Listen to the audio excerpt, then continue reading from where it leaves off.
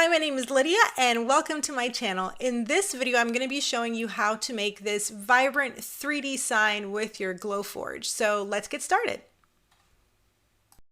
The first thing you're going to need is a wood circle. I am using Baltic birch. I purchased this on Amazon. I'll have the links for everything down in the description box, but you can get these in any size you want. I'm using a 24-inch, but use whatever size works for your space. You're also going to want some rollers and white acrylic paint. I really recommend a matte paint so that the layers you put on top of it won't slip or slide off. So you're going to apply a thin layer of this paint as a primer layer and then let it dry completely. While it dries, you're going to need to create your SVG file for your sign. Now I'm using the Silhouette Studio business software that allows me to save files as an SVG, but you can use whatever you use, whether that's Photoshop or something else. All right, so I'm going to import my logo into the Silhouette software and make sure that it's, sized down so that it's easier to work with. Then I'm going to use the trace tool over on the right-hand side of the screen. I'm going to use my mouse and completely cover the entire logo in the trace field. Then I'm going to select trace, and it's going to allow that entire area to become an outline. I'm going to erase or delete my original image, and then I'm going to right click on the image that's left and release compound. That's going to allow me to move individual letters around on this logo. You're going to save this as an SVG and then upload it into your GlowForge software. After you send it to the GlowForge, it'll come out and it's ready to go. Once your logo comes out of the GlowForge, you want to peel off the protective tape that is on whatever material you're using. I'm using draft board. You can use pieces of wood if you prefer, but I like draft board. It's more affordable, and if I make a mistake, it's not that big of a deal to throw it away. Once I've removed all of the protective tape, I'm going to paint each letter with a coat of paint. I'm using a matte black acrylic paint. I'm going to want these letters to be black on my sign, but it just depends on what your logo looks like. As those dry, I am creating my color palette for the background of my sign. And so I'm going for a pastel rainbow. That's what my logo looks like normally. So I'm going to create that same color palette here. These little containers are so great because they have a resealable top to where when I mix these colors and say I don't use them all, I'll be able to save it for another project. I'll also have those linked in the description box below. But I'm going to take my time and mix these colors to look exactly how I want them to. I always recommend swatching your colors on a watercolor paper just to be sure they are the colors that you really want. As you can see on the left side of this page, they weren't the colors I wanted, so I had to add a little bit more white.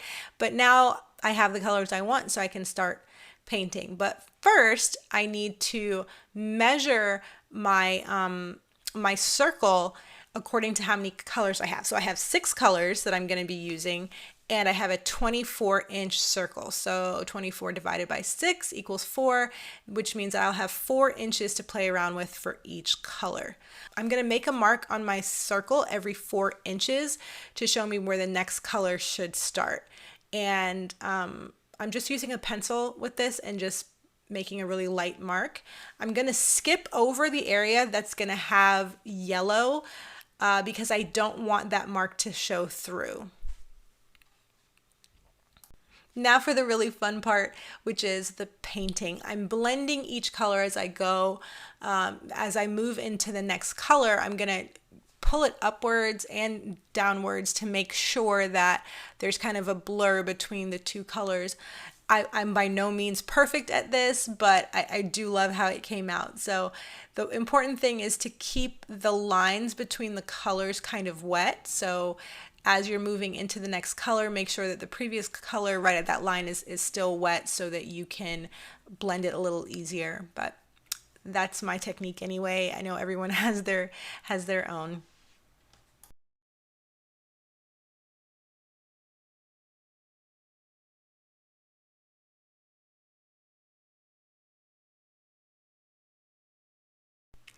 Now that the ombre rainbow effect is done, I'm gonna add in some splatter here.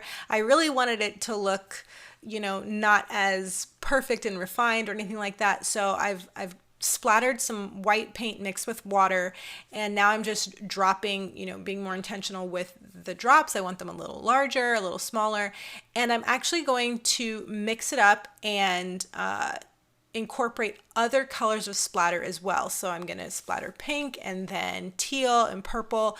I just want this to really have that splattered effect, and anywhere that needs a little extra pop, I will use the end of my paintbrush to just put a little speck of paint in that spot, so it has more of an artsy look to it.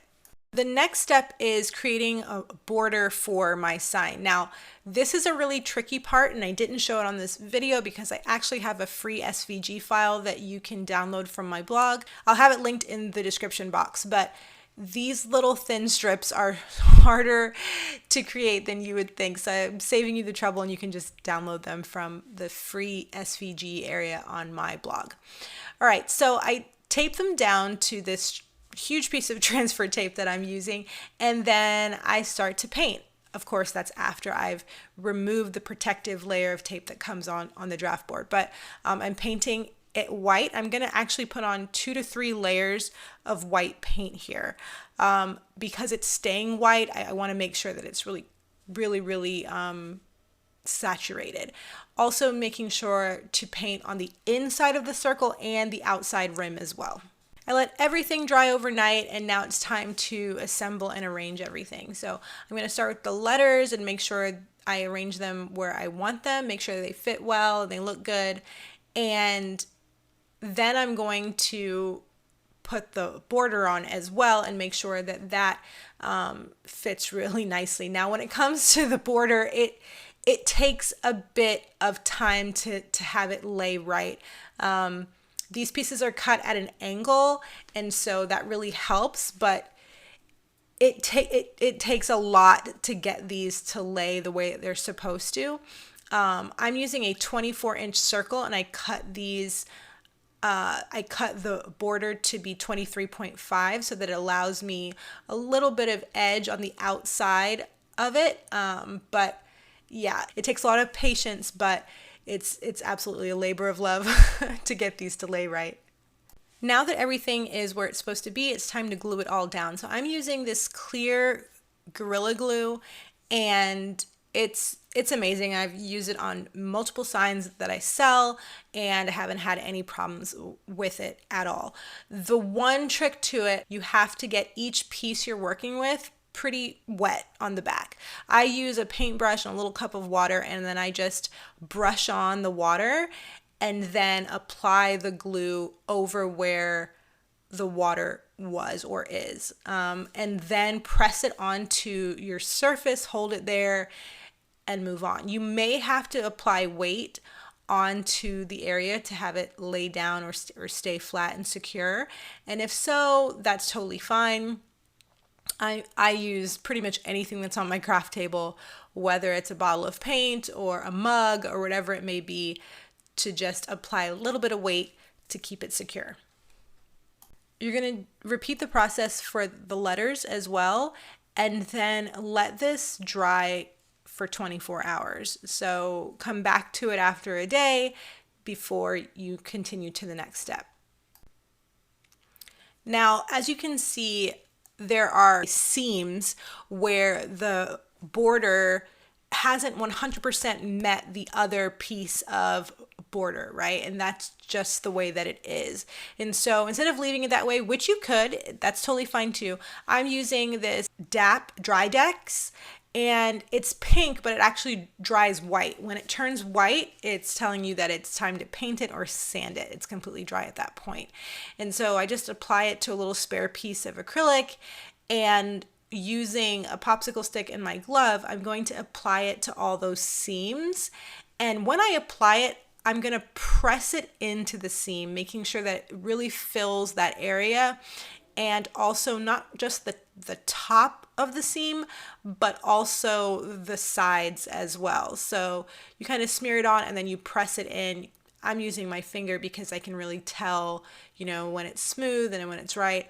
But it's not watery at all. It feels like a thick paste of baking soda. That's kind of what it feels like. But I like this over other alternatives because it won't drip all over the place. It stays put, and it's more of a dry compound, and I like that. Once the dry decks dries, you can sand it or shave off any areas that are hanging off or are rough, and then it's ready to paint. So I'm using that same white acrylic paint, and I'm painting over the entire border to make sure that it has an even finish to it. Once it's dry, you're ready to hang it, and that's it. That's how you make a 3D logo sign with your GlowForge. And you can really upload any logo that you want and just use that trace tool in Silhouette to create an SVG that you can then cut and paint and glue down to your signboard. So that's it for this video. If you've enjoyed it, please like and share, and of course subscribe, and I'll see you in the next one.